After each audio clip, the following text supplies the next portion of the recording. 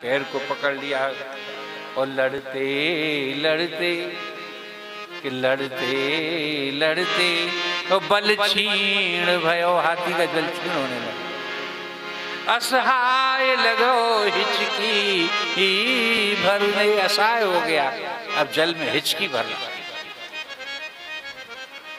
और तभी उसे कहा, भगवान की जब प्रार्थना की, संस्कृत में प्रार्थना की, अपने शब्दों में प्रार्थना की, तो गरुड़ पर चढ़ करके उस गजेंद्र का उद्धार करने के लिए भगवान चल दिए वैकुंठ धाम से। और जब चले हैं, ज्यादा दूरी भी नहीं थी, लंका के पास ही क्षीर सागर, लेकिन भगवान को तो आना है।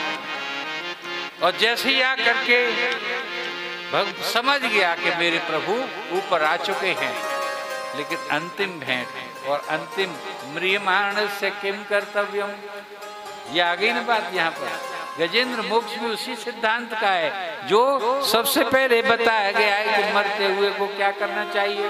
वो बोला कि मैं मर तो रहा ही हूँ, इसलिए मैं अब क्या करूं। उसमें गहरे उसमें कमल के पुष्प खिले हुए थे जहां तहां, तो बोले कि भगवान को कमल बड़े प्रिय हैं।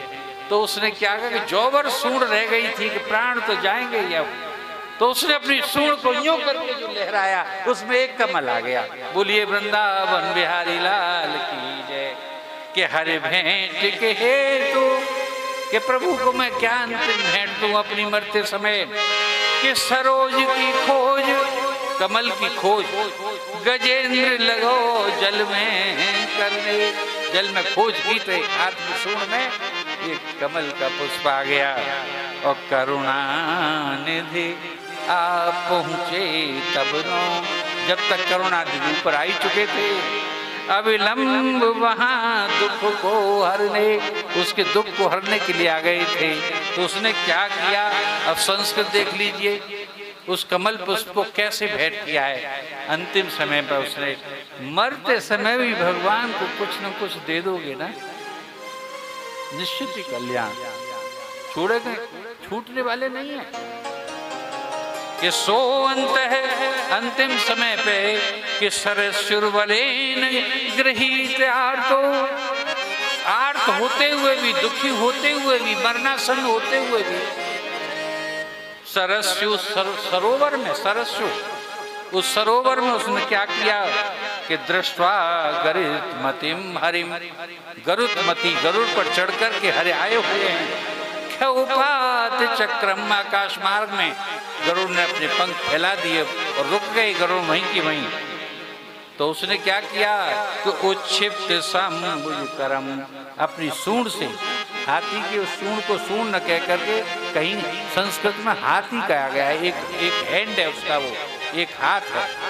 कि उच्छिप्य मन उखाड़ करके कि सांबुज करम गिरमा कृक्षत, कि प्रभु इसे लीजिए। और क्या बोला कि नारायण अखिल गुरु भगवन नमस्ते, नारायण अखिल गुरु, हे संसार के गुरु, हे नारायण, मैं आप मेरी अंतिम मरते हुए की ये भेंट स्वीकार कीजिए, कमल पुष्प मैं आपके चरणों में से देता हूँ।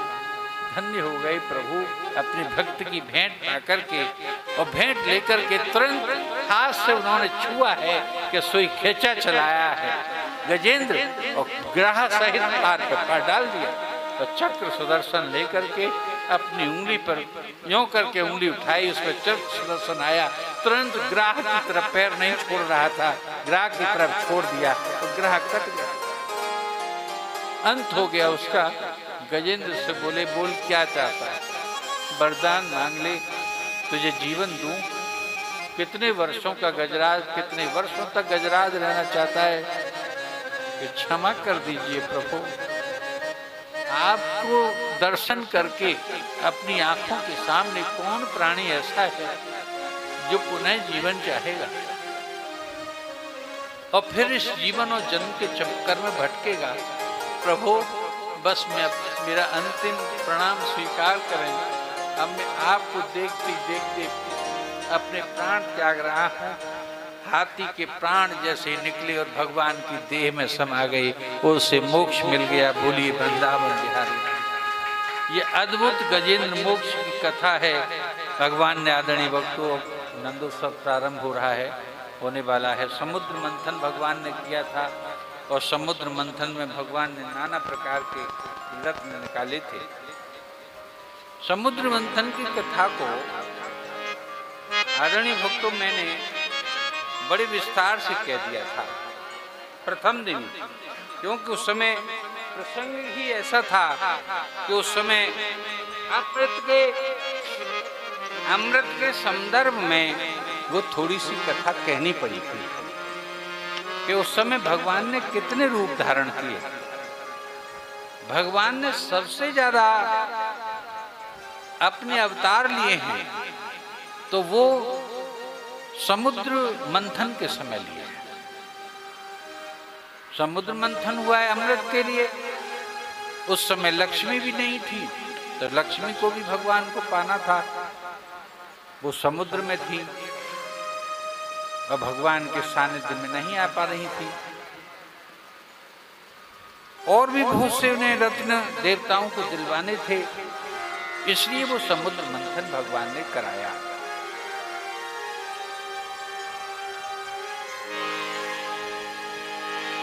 और उसमें समुद्र मंथन में 14 रत्न निकले थे।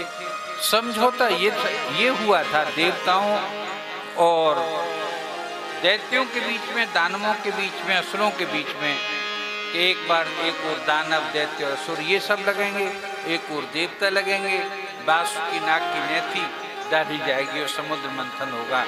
एक महाउद्योग, एक महान परिश्रम जीवन के लिए। कौन ऐसा प्राणी है जो अपने जीवन को आगे बढ़ाने के लिए संसार में समुद्र मंथन जैसा उद्योग नहीं करता? जीविका चलाने के लिए, कुछ न कुछ पाने के लिए तो समुद्र मंथन करना ही पड़ेगा ना। तो 14 रत्न निकाले गए थे उसमें, जिसमें से 7 रत्न राजा बलि के नेतृत्व में दैत्यों को और असुरों को दे दिए गए थे और 7 रत्न देवताओं को दे दिए गए थे। देवताओं में श्रीहरि भी शामिल थे देवताओं की ओर से।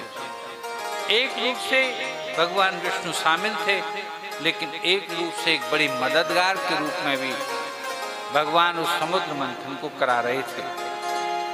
तो श्री रंभा, रत्नों के नाम जान लीजिए कि श्री रंभा विश्ववारुणी, ये रत्न निकले हैं, गिनते जाइए। कि श्री लक्ष्मी, कि श्री रंभा, रंभा अप्सरा, और विश्ववारुणी जहरा, वारुणी मदरा, ओम ये शंख गजराज, उच्च श्रवा घोड़ा, हाथी गजराज जिसकी 4 सूंड हैं, एक नहीं है, अजीब हाथी, एकदम श्वेत रंग का है, वो इंद्र को मिला है। और धन्वंतरे धनुधेनु मणि, ये रत्नों के नाम। कि श्री रंभा विश्ववारुणी, ओम ये शंख गजराज। शंख भी निकला है, समुद्र में शंखों की क्या कमी, लेकिन विशेष शंख, उसका नाम पांचजन्य, उसको भगवान ने स्वयं धारण किया। कोई लेने के लिए तैयार नहीं था मेरे यारों। उनकी कहा कि शंख निकला है, तुम ले लो, कैसे? तो मेरे यहाँ 1000-2000 होंगे। राजा बलि बोला उससे भी ज्यादा तेजस्वी शंख होंगे। किसी ने नहीं लिया, भगवान चाहते थे उसे। भगवान का वो पूर्व जन्म का भक्त था शंखासुर, तो भगवान ने उसे धारण किया।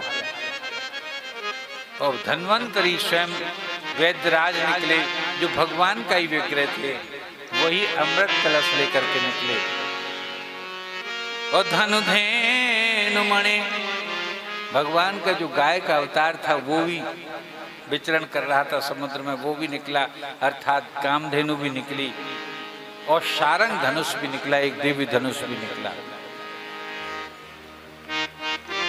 और चंद्र कल्प तरुबाई, चंद्रमा भी उसी में से निकले, चंद्रदेव। और कल्प तरुबाई, एक कल्प वृक्ष भी उसी में से निकला। और उच्चे श्रवा, ऊंचे ऊंचे कानों वाला घोड़ा निकला। पूरा जब बलि ने स्वीकार किया, यानी कि बंटवारा हुआ बाकायदे, तुम कौन सा लेना चाहते हो और तुम कौन सा लेना चाहते हो, बोलिए वृंदावन बिहारी लाल की जय। आदरणीय भक्तों, भगवान का 52 अवतार हुआ। और जब भगवान का 52 अवतार हुआ है, बड़ा अद्भुत अवतार हुआ है। और ये कहाँ पर हुआ, किस स्थान पर हुआ भगवान का 52 अवतार?